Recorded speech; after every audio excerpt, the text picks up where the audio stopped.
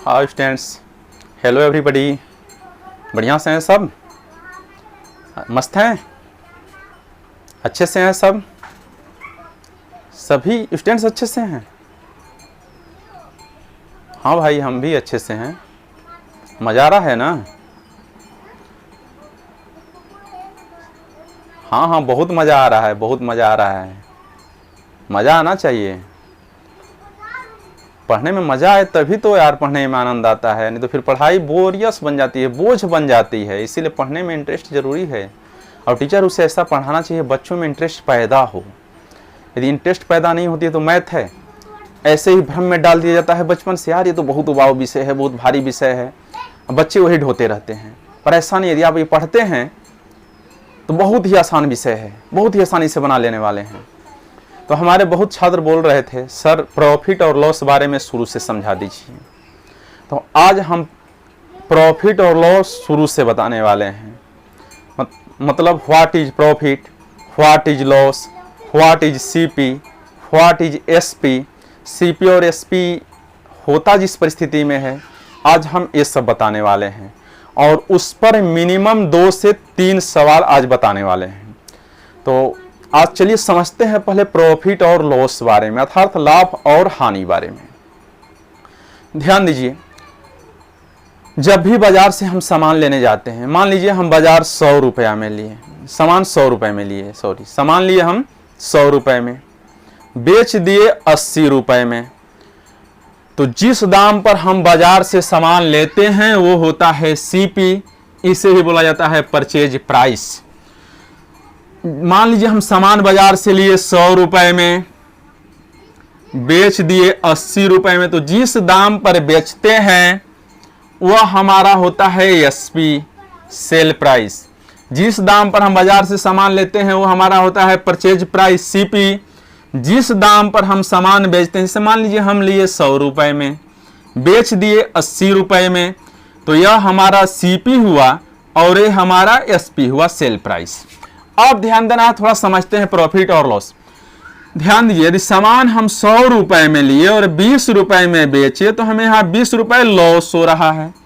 तो यह जितना दाम हम नीचे सीपी से जितने नीचे दाम पर बेचते हैं उतना ही हमें लॉस होता है, यानी यही हमारी हुई हानि। यानी इसमें हमारी हानि हुई 20 रुपए। यानी हम वस्तु जिस दाम पर लेते हैं उस दाम से जितना नीचे दाम पर बेचते हैं उतना ही हमें हानि होती है, उतना ही हमें लॉस होता है। अब यहां समझते हैं लाभ। जैसे मान लीजिए हम वस्तु लिए 100 रुपए में, बेच दिए 110 रुपए में, 10 रुपए ज्यादा में बेच दिए, तो जिस दाम पर हम वस्तु लेते हैं उससे जितना ज्यादा दाम में बेचते हैं उतनी ही हानि होती है, उतना ही लाभ होता है। जितना ही ज्यादा दाम में बेचते हैं उतना ही लाभ होता है। जैसे मिलाइए, हम यह वस्तु लिए 100 रुपीज में, बेच रहे हैं 110 रुपए में, तो इसमें हम 10 रुपए ज्यादा दाम पर बेच रहे हैं, यानी हमें लाभ हुआ 10 रुपए, हमें लाभ हुआ 10 रुपए। तो यह लाभ जब हमसे परसेंटेज में पूछा जाए तो P से प्रॉफिट, L से लॉस। प्रॉफिट मीन्स होता है लाभ, लॉस मीन्स होती है हानि। तो परसेंटेज प्रॉफिट पूछा जाए तो इसलिए सूत्र होता है प्रॉफिट इंटू 100 अपॉन सीपी। ऐसे ही परसेंटेज लॉस पूछी जाए तो परसेंटेज लॉस बराबर फार्मूला होता है लॉस इंटू 100 अपॉन सीपी।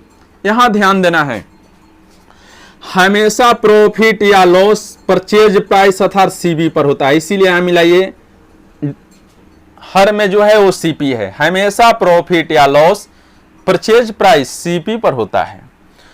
अब यहां थोड़ा समझते हैं, इसमें नया वर्ड आया है एमआरपी। आप सामान लेने जब जाते हैं, जो भी सामान है तो वहां पर एमआरपी दिया रहता है। जैसे मान लीजिए आप सामान लेने जाते हैं, सामान पर एमआरपी दिया है 100 रुपए। एमआरपी फुल फॉर्म होता है maximum retail price, maximum retail price. तो यानी उससे मतलब हुआ उस सामान पर अब उससे ज्यादा दाम नहीं देना है। यदि सामान पर मान लीजिए 100 रुपए प्रिंटेड है तो हमें 100 से ज्यादा नहीं देना है, वही होता है एमआरपी। और छूट हमेशा एमआरपी पर ही दिया जाता है। व्यापारी जो छूट देता है वह हमेशा एमआरपी पर देता है। जैसे मान लीजिए 100 रुपए में सामान है, दाम है 100 रुपए, उस पर, तो आप बोलते हैं भैया थोड़ा बहुत छोड़ दो, तो वो बोलता है चलिए 2 रुपया छोड़ देते हैं, तो बोलते हैं नहीं यार थोड़ा और छोड़ दो, तो बहुत ज्यादा छोड़ता, चलो यार 5 रुपया छोड़ दिया, इससे ज्यादा फायदा नहीं है।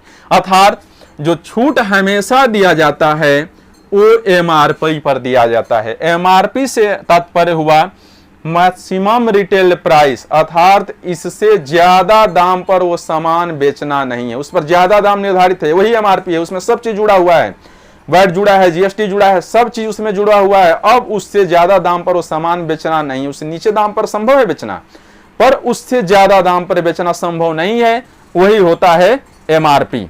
और छूट हमेशा इसी एमआरपी पर दिया जाता है, छूट हमेशा इसी एमआरपी पर दिया जाता है। अब तीसरा चीज जो हमें समझना है, जीएसटी। जैसे जो भी सामान आप लेते हैं तो पहले वैट चलता था, अब जीएसटी चलता है, जीएसटी टैक्स जिसे बोलते हैं। तो जीएसटी हमेशा सेल प्राइस पर दिया जाता है, जिस दाम पर सामान बेचा जाता है जीएसटी हमेशा उसी दाम पर दिया जाता है, एमआरपी पर दिया जाता नहीं। यदि एमआरपी पर बेच रहे हैं तब एमआरपी पर दिया जाता है, यदि एमआरपी से नीचे दाम पर बेच रहे हैं तो जिस दाम पर सामान बेचा जाता है उसी दाम पर भी जीएसटी दिया जाता है। तो जब ये चीज हमें ध्यान देना है, प्रॉफिट और लॉस हमेशा परचेज प्राइस पर ही होता है, छूट हमेशा एमआरपी पर दिया जाता है, जीएसटी अर्थात टैक्स हमेशा सेल प्राइस पर दिया जाता है। तो ये तीनों चीजें हमें ध्यान में रहनी चाहिए, यदि आप इसे भूल जाते हैं तो फिर सवाल नहीं बनता है। तो हमेशा ध्यान देना है, ये 3 बातें हैं। तो मैं समझता हूं आप अच्छे से समझ लिए आज प्रॉफिट और लॉस बारे में, सीपी और एसपी बारे में, एमआरपी बारे में, जीएसटी बारे में। तो अब इसी पर हम आज चलते हैं, मिनिमम 2 से 3 सवाल समझते हैं। तो आज समझिए प्रॉफिट और लॉस पर 2 या 3 सवाल।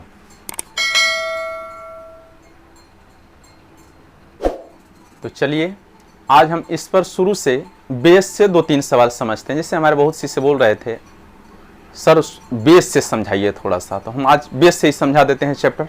2-3 सवाल इस पर समझ लीजिए।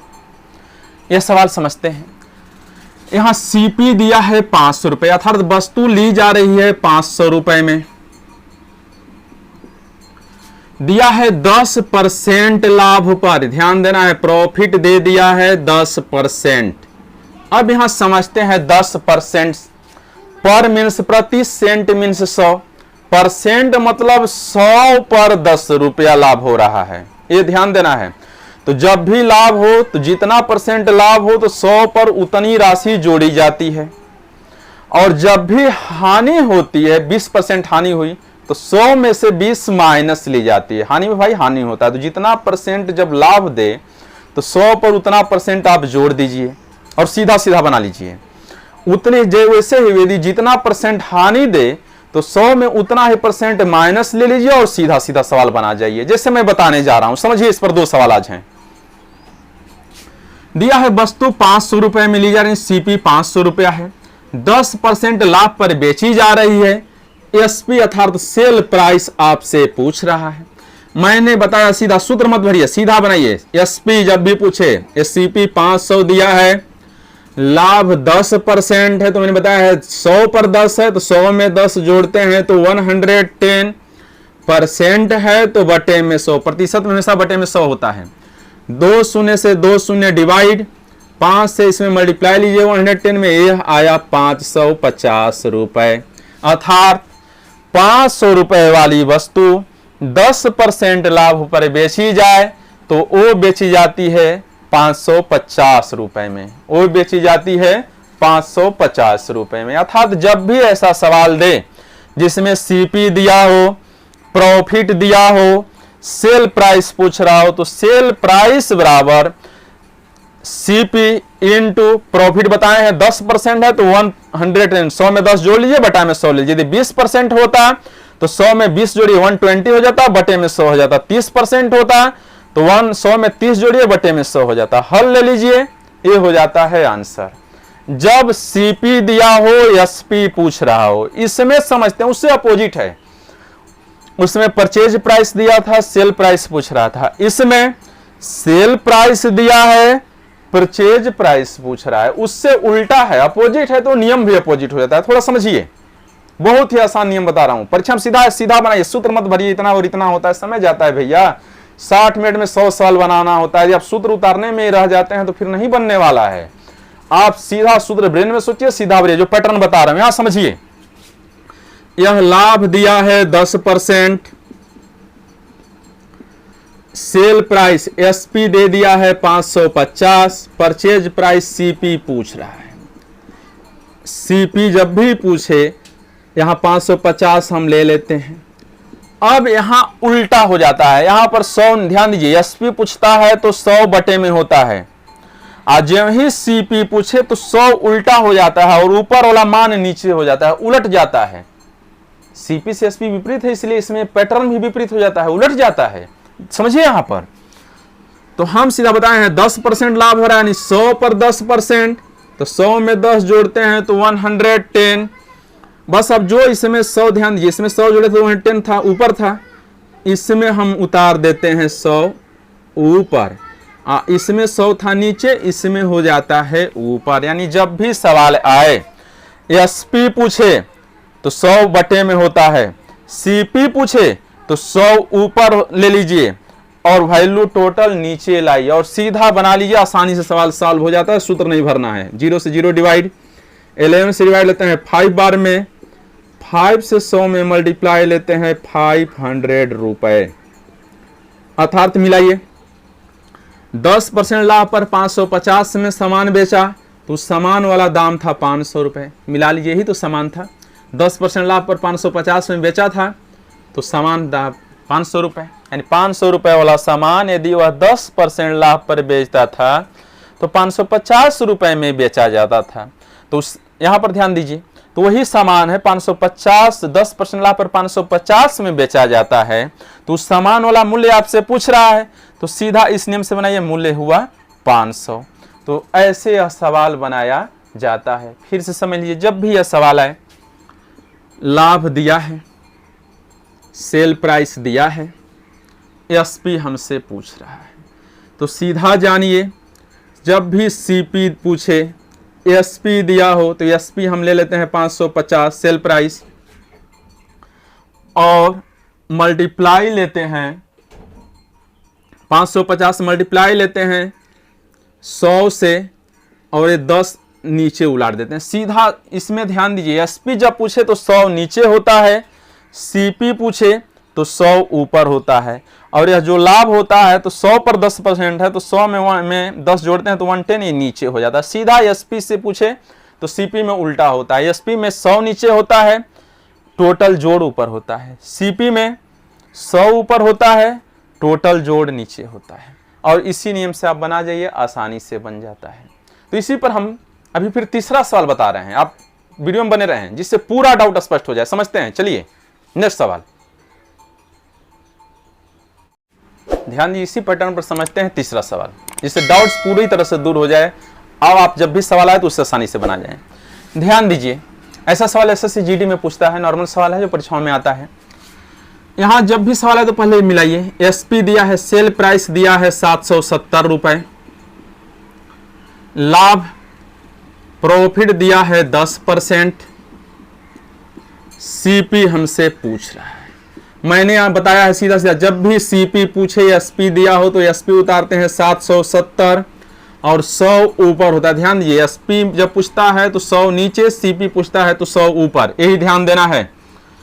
10% मैंने बताया था, 10% से मतलब हुआ 100 पर 10 लाभ हो रहा है, यानी 100 में 10 जोड़ना है, तो 100 में 10 जोड़िए 110 आया, वो नीचे उतार दीजिए। 0 से 0 समाप्त, 11 से 7 बार में समाप्त, 7 से 100 में मल्टीप्लाई लेते हैं 700 रुपए, अर्थात वो सामान लिया था 700 में, 10% लाभ पर बेच रहा था तो वो हो रहा था 770।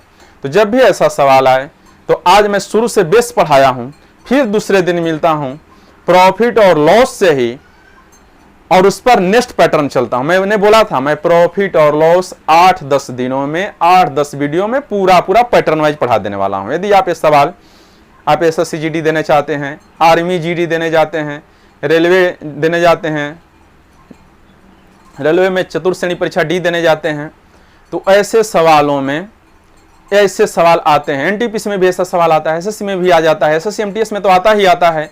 तो आप इसे बना लेते हैं तो वहाँ पर फंसने वाला नहीं है। तो आप प्रतिदिन हमसे जुड़े रहें और मेरे चैनल से जुड़ जाएं। ज़्यादा बच्चे हैं उन्हें भी मेरा चैनल पहुँचाएँ, जिससे वो भी फ़ायदा उठा पाएँ। जो भी बच्चे ऑफलाइन मुझसे पढ़ रहे हैं उन्हें तो फ़ायदा हो रहा है, पर मैं चाह रहा हूँ जो बच्चे मुझसे ऑनलाइन पढ़ना चाहते हैं उन्हें भी बेनिफिट मिल जाए। तो चलिए मिलते हैं फिर हम दूसरे दिन नेक्स्ट पैटर्न पर, इसी चैप्टर से, प्रॉफिट एंड लॉस से। धन्यवाद।